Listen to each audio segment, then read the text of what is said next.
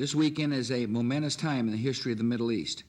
After choosing their leaders in free elections in January, the Iraqi people have gone to the polls to vote on a democratic constitution. By casting their ballots, the Iraqi people deal a severe blow to the terrorists and send a clear message to the world. Iraqis will decide the future of their country through peaceful elections, not violent insurgency. And by their courageous example, they are charting a new course for the entire Middle East. This weekend's election is a critical step forward in Iraq's march toward democracy, and with each step the Iraqi people take, al-Qaeda's vision for the region becomes more remote. As Iraqis prepared for this election, the world learned of a letter written by a leading terrorist explaining why Iraq is the central front in their war on civilization. Al-Qaeda's number 2 leader, a man named Zawahiri, wrote to his chief deputy in Iraq, the terrorist Zarqawi. We intercepted this letter and we have released it to the public. In it, Zawahiri lays out why al-Qaeda views Iraq as the place for the greatest battle of our day. He says that establishing al-Qaeda's dominion over Iraq is the first step towards their larger goal of imposing Islamic radicalism across the broader Middle East. Zawahiri writes, and I quote, "The jihad in Iraq requires several incremental goals.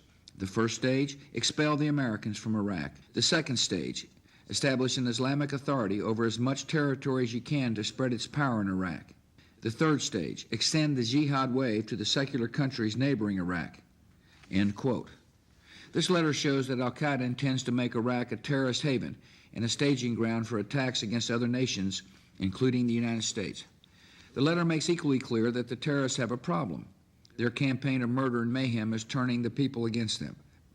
The letter warns Zarqawi that, quote, "Many of your Muslim admirers amongst the common folk are wondering about your attacks on the Shia," end quote.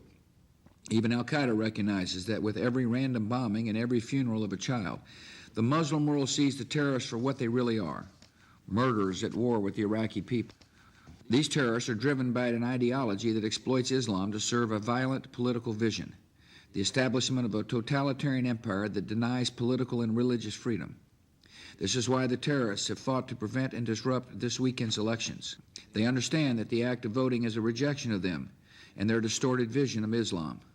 Simply by coming out to vote, the Iraqi people have shown that they want to live in freedom, and they will not accept a return to tyranny and terror. The terrorists know their only chance for success is to break our will and force us to retreat. The al-Qaeda letter points to Vietnam as a model.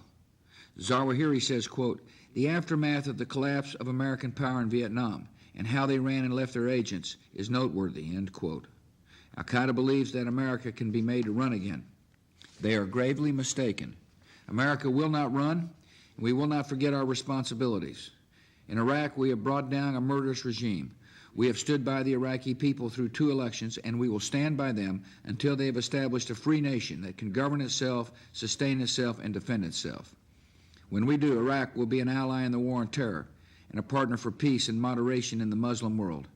And because America stood firm in this important fight, our children and grandchildren will be safer and more secure.